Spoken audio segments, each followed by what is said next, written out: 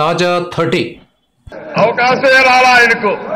పరీక్ష అంటే ఆయనకు తెలియదు. ఎందుకంటే పరీక్ష రాసే వాడికి ఆ టెన్షన్ ఉంటుంది. పరీక్షలే రాయని వాడికి టెన్షనే ఉంటుంది. ఏ టెన్షన్ ఉండదు. జీవితంలో మేమందరం కూడా 10వ తరగతో ఇంటర్మీడియటో బిఏనో ఎంఏనో పరీక్షలు రాశాం. మీరు ఎక్కడ రాశారు నాకు తెలియదు. లాస్ట్ పరీక్ష మీరు చెప్పాలని. మీరు చెప్పండి పోనీ మీ నాయకులు ఎక్కడ రాశారు పరీక్ష? నాకు ఇంగ్లీష్ రాదయ్యా. ఆయన బ్రహ్మాండంగా ఇంగ్లీష్ మాట్లాడతాడు. ఎక్కడ చదువుకున్నాడు చెప్పానండి. అధ్యక్ష, నేను ఏ స్కూల్ నుంచి వచ్చినాను అని చెప్పి చంద్రబాబు నాయుడు గారు నన్ను ప్రశ్నిస్తాడు గారు.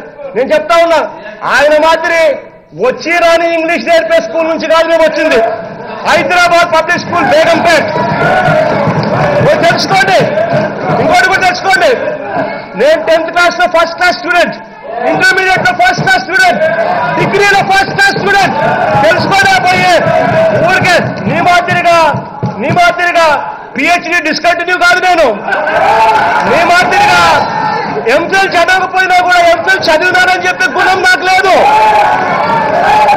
నీ మాదిరిగా ఎక్కడైనా నువ్వు పోయి మాట్లాడేవు అని అంటే వచ్చి రాని ఇంగ్లీషు నువ్వు మాటలు చూస్తే అసలు నీలాంటి ఇంగ్లీష్ మాట్లాడితే పక్కన కేటీఆర్ గారు అన్నారు.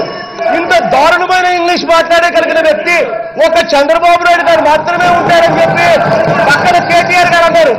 తెలుసుకోయా నీ ఇంగ్లీష్ గురించి, బయట ప్రపంచం ఏమంటా ఉందో. మీరు ఒప్పుకుంటారా? మీ విలేకరి విజిల్ బ్లోవరా ఆర్ స్టింగ్ ఆపరేటరా? ఈ రెండుకు ఒప్పుకోండి. దాన్ని బట్టి ఎంక్వైరీ చేస్తాం. అదర్వైజ్ అధ్యక్ష, ప్రతిపక్ష నాయుడికి అర్హత కూడా లేదు అడగడానికి.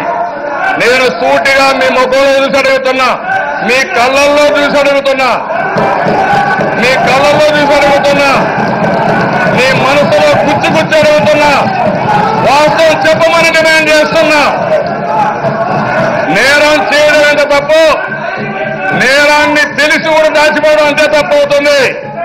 మీరు నేరాన్ని దాచిపెడుతున్నారు అంటే దోషులతో మీరు కొల్లుడయ్యారు.